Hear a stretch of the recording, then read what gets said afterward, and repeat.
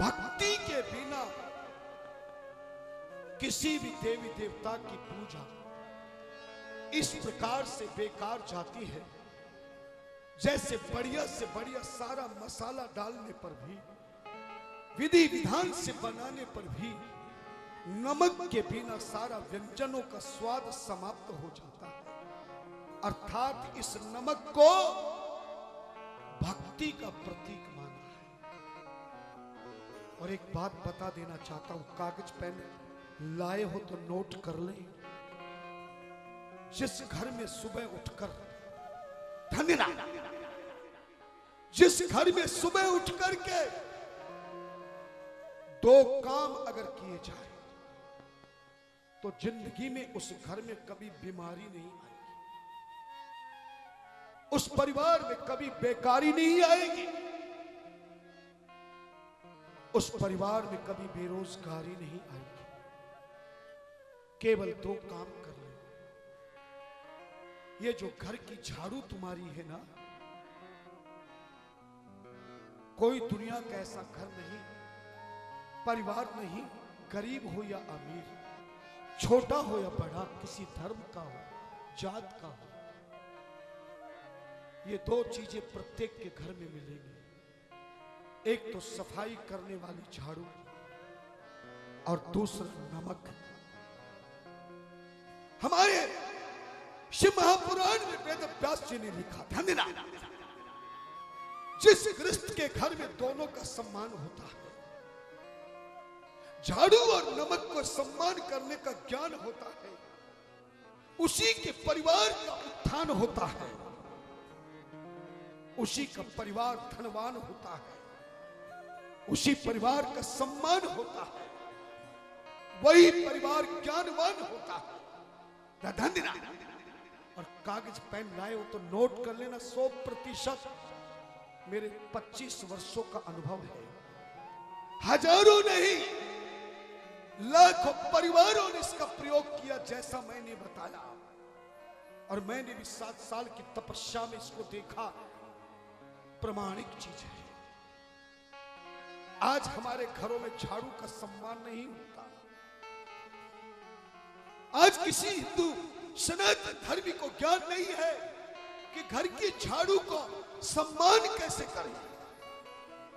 और यही कारण है आज घर घर में कलेश होता है, यही कारण है आज घर घर में बीमारी है। आज से 80 साल पहले के बुजुर्ग बैठे होंगे,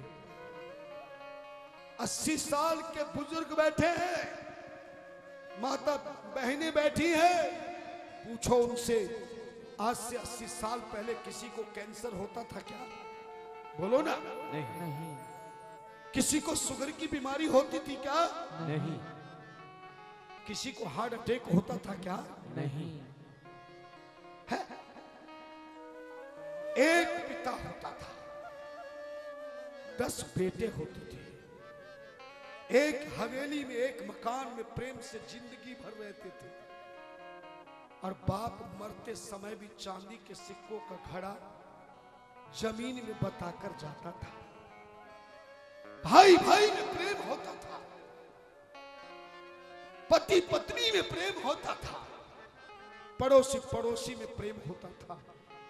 अरे मैंने स्वयं देखा है, मेरी भी 65 वर्ष की आयु है, 50 साल पहले मैंने भी देखा है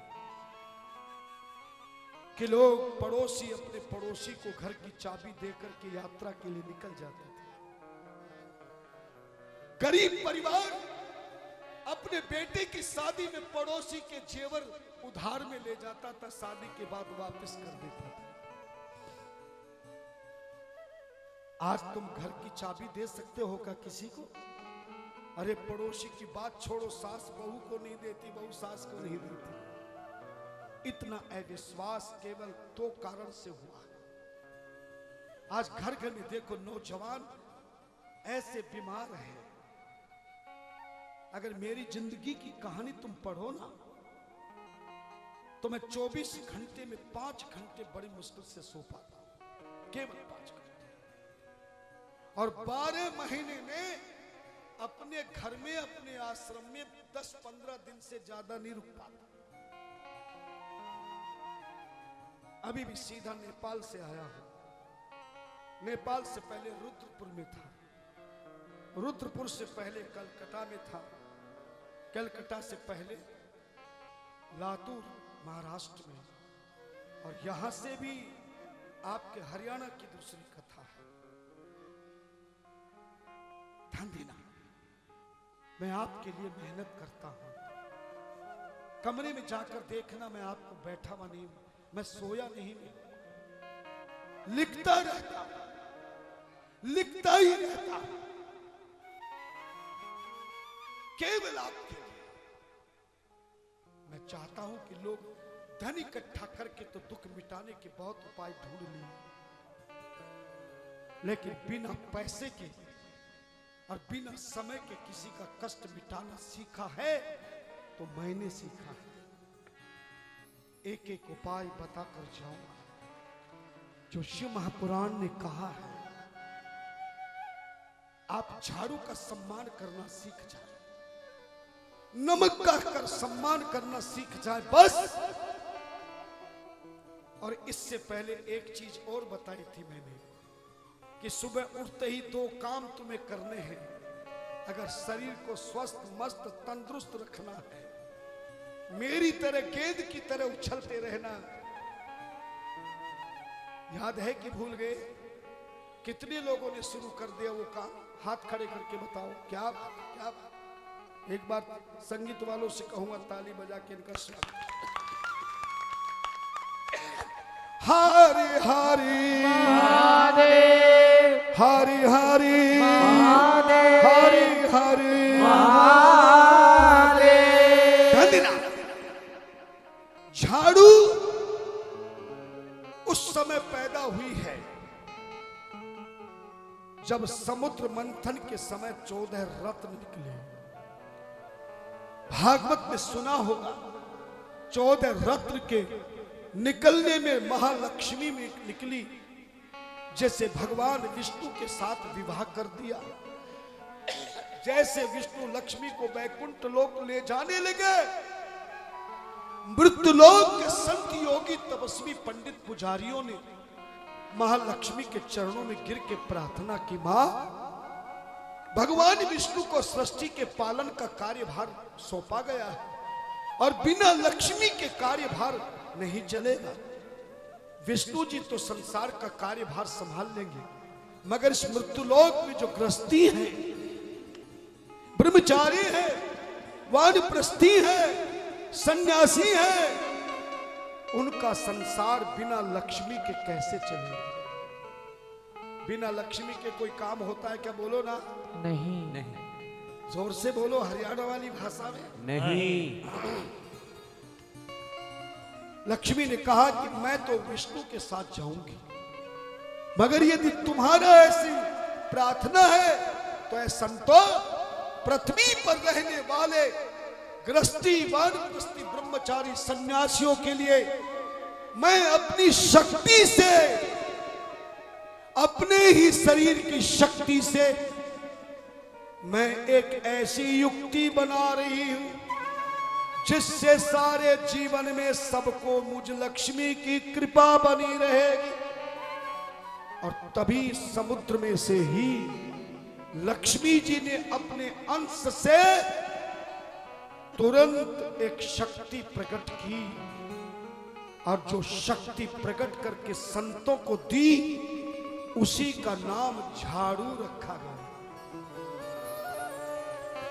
बोले ये मेरी सगी छोटी बहन रहेगी, इसके दर्शन कोई कर लेगा। सुबह उठ करके अपने घर से बाहर निकल कर किसी काम में जाते समय कोई झाड़ू के दर्शन कर लेगा तो उसका जो काम आज तक न बना वो भी बन जाएगा। जो दुख आज तक नहीं मिटा, इस झाड़ू के द्वारा सदा के लिए मिट जाएगा। और ये झाड़ू ही सारे रोगों को मिटाने का काम करेगी, सारे कष्टों को भगाने का काम करेगी। ये झाड़ू ही मुझ वैभव लक्ष्मी को उस घर में बुलाने का काम करेगी। सच बताओ, आप दिवाली के दिनों में जो झाड़ू लगाते हो कि नहीं, बोलो ना, क्यों लगाते हो? कोई घर में मेहमान आ रहा हो तो किसका सबसे ज्यादा प्रयोग होता है? झाड़ू। बोलो ना, झाड़ू का। और हमारे यहाँ राजस्थान में तो रिवाज है, जब शादी हो के दूल्हा दुल्हन आते हैं ना, तो घर में प्रवेश से पहले झाड़ू के दर्शन झाड़ू वाले से करवाए जाते हैं।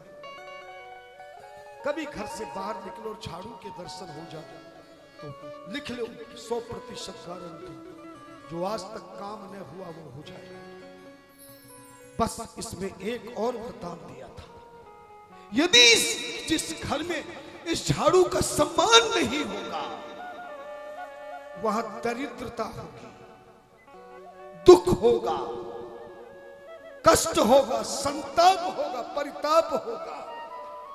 लेकिन जहां झाड़ू का सम्मान होगा, झाड़ू के सम्मान का ज्ञान होगा, उस गृहस्थ में धन धान होगा, गृहस्थी का उत्थान होगा, हर जगह उस परिवार का सम्मान होगा और मरने के बाद भी उसका कल्याण होगा। देखना, मरने वाले को भी घर से जब ले जाया जाता है ना, तो उसके ले जाते ही घर में सबसे पहले पानी डाल के झाड़ू लगाई जाए। ज्यादा समय मेरे पास नहीं है, लेकिन जितना समय है मैं शिव पुराण से बता देता हूं, शिवलिंग की महिमा को समझा देता हूं, और इसी विषय के साथ साथ में तुम्हें ज्ञान भी दिला देता हूं कि जिंदगी को जीना सीखो, मरना मत सीखो। आज घर घर में लोग जीना कम सीखते हैं, मरना पहले। कहते महाराज मैं तो मर जाऊंगा, मेरे पास एक कमी, किसी की शादी नहीं हो रही, कोई शरीर से दुखी है, कोई परिवार से दुखी है, कोई कारोबार से दुखी है, कोई रिश्तेदार से दुखी है, कोई अपने आहार से दुखी है, कोई अपने विचार से दुखी है, कोई संस्कार से दुखी है, कोई भारत सरकार से दुखी है, कोई किसी के हार से दुखी है, तो कोई किसी पड़ोसी के प्यार से दुखी है। सारे दुख मिट जाएंगे। झाड़ू का प्रयोग सही करो, झाड़ू को कभी खड़ी मत करना, झाड़ू को कभी पांव से लांघना नहीं, झाड़ू लगा के झाड़ू को फेंकना नहीं, और झाड़ू और लक्ष्मी को, झाड़ू को उसी दिशा में घर में रखना चाहिए और ढक कर के रखना चाहिए, क्योंकि लिखा है धर्म ग्रंथों में, संतों ने बताया है, बाहर का व्यक्ति जिस घर में जाता है, रिश्तेदार हो या कोई भी ताबेदार हो, बाहर का व्यक्ति जिस घर में प्रवेश करता है और उस घर की झाड़ू के उसको दर्शन हो जाए, तो उस घर की सुख संपत्ति उस व्यक्ति के साथ चली जाएगी और उस व्यक्ति की दरिद्रता उस घर में रह जाएगी और धीरे धीरे आपकी संपत्ति भी चली जाएगी। कई बार सुना होगा, कई लोग मेरे पास आते, महाराज पहले तो हमारे कई दुकानें थी, फैक्ट्रियां थी, कई गाड़ियां थी, आज तो मेरे पतिदेव को नौकरी करनी पड़ रही है, पता नहीं किसने क्या कर दिया, न जाने किसने जादू टोना कर दिया। अरे जादू टोना के चक्कर में टीवी पे भी तुम्हें ठगा जाता कि ये यंत्र मंगा लो, ये मंत्र मंगा लो, और इस यंत्र मंत्र के चक्कर में तुम षड्यंत्र में फंस जाते हो, पैसा भी बर्बाद करते हो, कुछ होता नहीं। मैं बिना यंत्र का भी मंत्र बता रहा हूं, एक पैसा नहीं लगे, समय ना लगे। आप झाड़ू को उस दिशा में रखना चाहिए जहां आप धन की तिजोरी रखते हैं, अलमारी रखते हैं। तुम्हें नहीं बताना, आप बताइए जितने बैठे हैं, और जो मेरे शिष्य आज बहुत दूर दूर से आए हैं वो भी नहीं बताएंगे, केवल आप बताइए कि लक्ष्मी का घर में कौन सा स्थान है।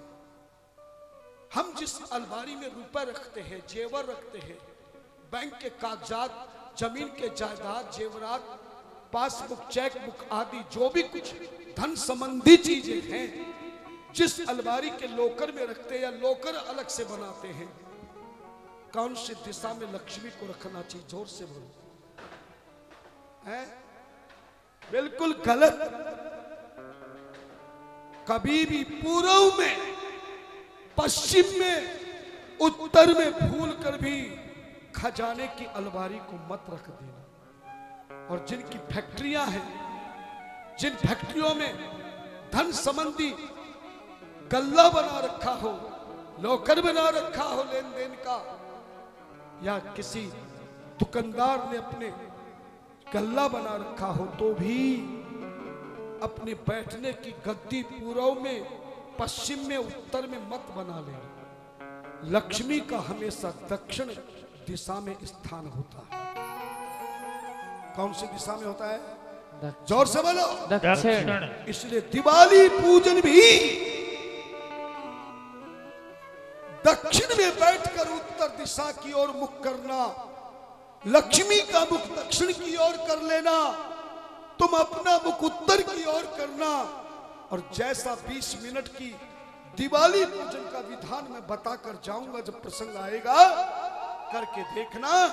अगर लक्ष्मी आपके पीछे पीछे भागे तो कहना कोई धामपुर वाले महाराज कथा कर रहे। जय हो। ये जितने शिष्य मेरे आपके पंडाल में केवल सोशल मीडिया पे देखकर 20-20 साल वाले शिष्य जो भाग भाग के गुरु जी के पास आ रहे हैं, ये ऐसे नहीं आ रहे। आज इनके पीछे लक्ष्मी नृत्य करती है गुरुदेव के आशीर्वाद से, महादेव के आशीर्वाद से। तो लक्ष्मी का स्थान कौन सा है? दक्षिण। इसलिए आप घर की अलमारी को भी जिस कमरे में भी रखे हो, दक्षिण की दीवार की ओर लगा के रखना। और दक्षिण का पता ना हो तो जिस कमरे में रखना हो उसके बीच में खड़े हो जाना, अपना मुंह सूर्य उगता है उधर कर लेना, सीधा हाथ दाया हाथ राइट हैंड जिस दीवार की ओर जाए वही दक्षिण है, उल्टा बाया लेफ्ट हैंड जिधर जाए वो उत्तर दिशा है, मुंह पूर्व दिशा में है, पीठ पश्चिम दिशा में है। दक्षिण में अलमारी को रखना। तो अलमारी को जब दक्षिण की दीवार में लगाओगे तो लक्ष्मी का मुख कौन सी दिशा में हो जाएगा? जोर से बोलो। दक्षिण। दक्षिण में हो जाएगा। जब भी धन निकालो या रखो, दक्षिण की ओर मुख करके निकालना और रखना। 100% गारंटी दे रहा हूं। आपने देखा होगा, मैं 4 दिन से एक बात कह रहा हूं कि मुझे धन मत चढ़ाना, पर सच कहूं जितना मना करता हूं उससे ज्यादा धन आता है। क्योंकि मैं ये धन अपने परिवार के लिए नहीं, अपने कारोबार के लिए नहीं, अपने रिश्तेदार के लिए नहीं, अपने व्यापार के लिए नहीं, 2012 से मैंने जिंदगी का एक ही संकल्प किया है। एक घटना मेरे साथ घटी और उसी दिन मैंने अपने सचिव सेक्रेटरी गौरव वशिष्ठ से कहा, परिवार से कहा, आज के बाद या तो शिव पुराण की कथा करूंगा नहीं, और करूंगा तो मैं परिवार के लिए धन इकट्ठे के लिए नहीं करूंगा। पूरी घटना मैंने सुनाई, तब परिवार की समझ में आई। मैंने कहा आज से जो भी धन मेरी कथा में मुझे मिलेगा, भक्तों का सहयोग मिलेगा, वो सारा का सारा धन मैं गरीब बेटियों को पढ़ाने में लगाऊंगा। जय।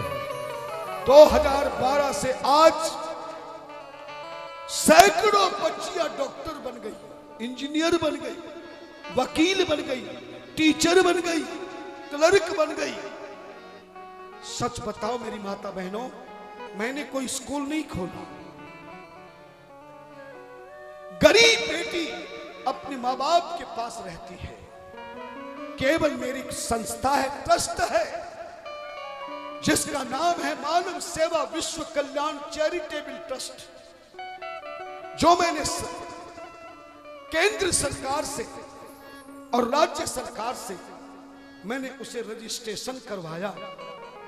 और 2013 के अप्रैल में जब स्कूल खुले, देश के प्रधानमंत्री जी मोदी जी के सचिव जी के सानिध्य में और जिला बिजनौर के प्रशासनिक अधिकारियों के समक्ष और धामपुर जिले के बड़े बड़े उद्योगपतियों को बुलाकर मैंने 51 बेटी गरीब बेटियों को पढ़ाने का चेक दिया था।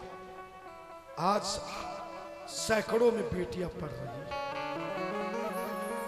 मेरे अधिकारी लोग देखते रहते हैं, टीवी पर लाइन चलती रहती है। जो भी गरीब बेटी परिवार वाले होते हैं फोन करते हैं। मेरा अधिकारी सर्वे करने जाता है, वहां के चेयरमैन से, उस मोहल्ले के वार्ड मेंबर से, और जिस विद्यालय में गरीब बेटी पढ़ना चाहती है वहां के प्रिंसिपल से 3 चीजों की वेरीफाई होने के बाद साल भर चेक के द्वारा उस विद्यालय को ट्रस्ट का चेक, फीस मिल जाती है, ड्रेस मिल जाती है, पढ़ने की पुस्तक मिल जाती है, और बेटी गरीब अपने माँ बाप के पास रहकर ही विद्यालय में पढ़ाई करती है। और ये धन यद्यपि लाखों की तादाद में है, खर्चा बहुत है, लेकिन जो मुझे कथा में मिलता है उससे इतनी बेटियों को मैं नहीं पढ़ा सकता था। इसलिए मेरे ट्रस्ट के सचिव महोदय गौरव वशिष्ठ ने और अधिकारियों ने निर्णय लिया कि जहां भी हम कथा करने जाएंगे, अगर भक्तों को आपकी कथा पसंद आई तो इसमें से कुछ सहयोग भक्तों को भी गरीब बेटियों की पढ़ाई के लिए लिया जाएगा। सच बताओ, एक गरीब बेटी पढ़ करके डॉक्टर बन जाए, इंजीनियर बन जाए, वकील बन जाए, टीचर बन जाए, क्लर्क बन जाए, क्या जिंदगी में वो बेटी फिर दोबारा गरीब होगी? क्या बोलो ना? नहीं। उसकी शादी गरीबी में होगी? क्या बोलो ना? नहीं।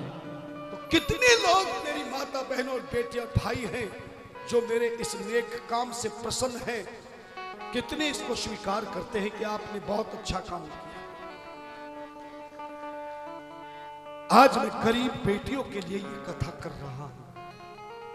समय कम है, ज्यादा विवरण तो मेरे सचिव महोदय आपको कथा के विसर्जन के बाद 5 मिनट का समय उन्हें दिया जाएगा, वो आपको बताएंगे। झोली फैलाइए, हाथ जोड़िए, और जो इस कन्याओं के शिक्षा में जो सहयोग करके नगद रूप में देता है तो उसकी ट्रस्ट की रसीद दी जाती है। रसीद अगर मंगानी भी पड़े धामपुर से तो लिस्ट बना के तैयार कर ली जाती है, और कथा के विश्राम से पहले पहले सबको रसीद पहुंचा दी जाती है। जो लाइव टेलीकास्ट से या डी लाइन कथा के माध्यम से चलने वाली लाइन से जो भक्त दान प्रतिदिन करते, मैंने समिति को दिखाया कर, रोज प्रतिदिन भक्तों के दान ट्रस्ट के खाते में आते हैं। आप देखना, जिनने भी इस कन्या को दान किया है, आज जो लोग छोटी सी दुकान करते थे आज फैक्ट्री लगाने लग गए। यहां अंबाला से आए एडवोकेट अनिल शर्मा जी बैठे हैं, अनिल कौशिक जी बैठे हैं, उनकी धर्म पत्नी भी यहां बैठी है। मैं उनसे कहूंगा कि वो थोड़ा मंच तक पहुंचे। आपने शुरू में 31 बेटियों को पढ़ाने का संकल्प लिया था। आपने अंबाला में कथा करा कर भी बहुत बड़ा सहयोग किया, और भी अंबाला से सुरेश शर्मा आदि बहुत दूर दूर से लोग आए हैं, मुझे पूरा ज्ञान नहीं, लेकिन सब भक्तों ने खूब दान दिया है। मैं भी ये जो मेरा चांदी का दंड है देना चाहता हूं। ये जो हाथ में कई माताएं रोज पूछती थी ये दंड क्या है, ये असली दंड है। इसमें 1.25 किलो चांदी तैयार होकर गुरु महाराज ने 7 वर्षों तक इस दंड के सहारे मुझे तपस्यारत रखा था, और सारी मेरी तपस्या इसी दंड में गुरुदेव ने प्रवेश कराई है। और यही कहा, हर एक को यह दंड नहीं लगाना, दंड उसे ही लगाना जो गरीबों की सेवा में सहयोग कर सकता हो, जो सत्संग में सहयोग कर सकता हो, जो भक्तों के प्रेम में सहयोग कर सकता हो। आज इस दंड से लाखों नहीं 10-20 लाख लोग टीवी से कथा सुन के देश और विदेश से लाखों लोगों ने फायदा उठाया। आप भी इस कन्या शिक्षा सहयोग में पूर्ण सहयोग आप देकर के इस दंड का, क्योंकि मैं मंच पे बुलाकर दो चीज देता हूं, जो कन्या के शिक्षा में सहयोग देता है, जो अपने धर्म को गरीबों में सहयोग देता है। क्योंकि भगवान कहते हैं, संत कहते हैं, धर्म ग्रंथ कहते हैं कि सच्चा इंसान कौन है। सच्चा इंसान वो नहीं जो केवल अपना मकान बनाए, अपनी दुकान बनाए, अपना पकवान बनाए, अपना मेहमान बनाए, अपना सम्मान बनाए, वो सच्चा इंसान नहीं है। सच्चे इंसान की परिभाषा है, हाथ जोड़िए, झोली फैलाइए, गुरुदेव का आशीर्वाद है। सच्चा इंसान कौन है?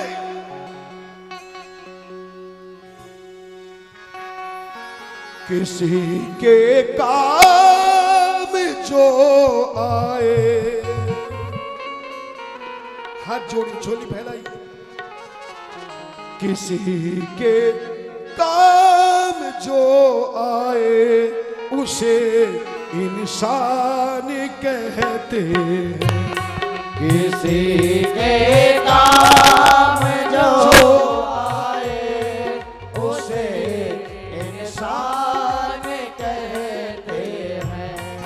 किसी के काम जो आए उसे इंसान कहते हैं। किसी के काम जो आए उसे इंसान कहते हैं।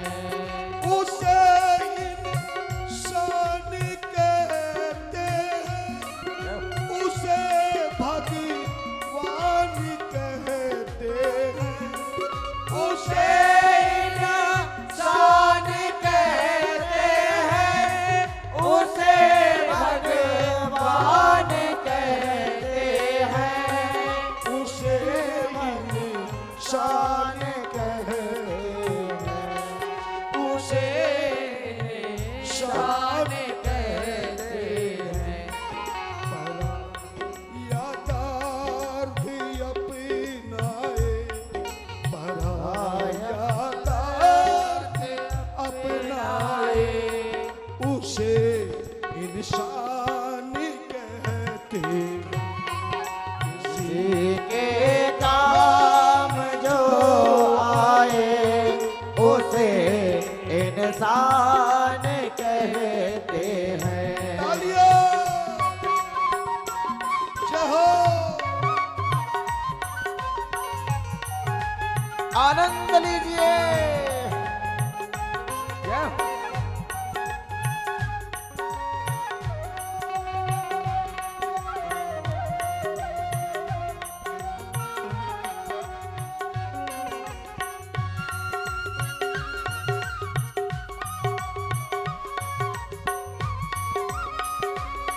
तालियां!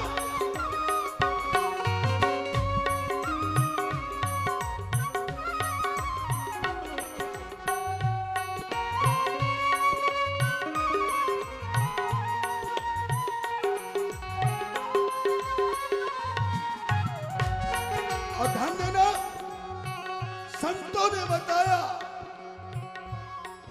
कभी धनवान है इतना, कभी इंसान निर्धन है, कभी धनवान है इतना, कभी इंसान निर्धन है।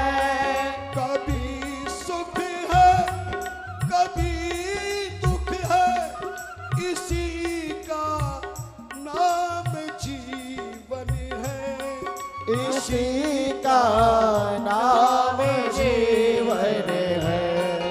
इसी का नाम जीवन है। इंसान कभी धनवान बनता है, कभी गरीब होता है, कभी सुख मिलता है, कभी दुख मिलता है। ये इंसान का जीवन है। पर सच्चा इंसान कौन है? जो मुश्किल में न घबराए, जो मुश्किल में न घबराए, उसे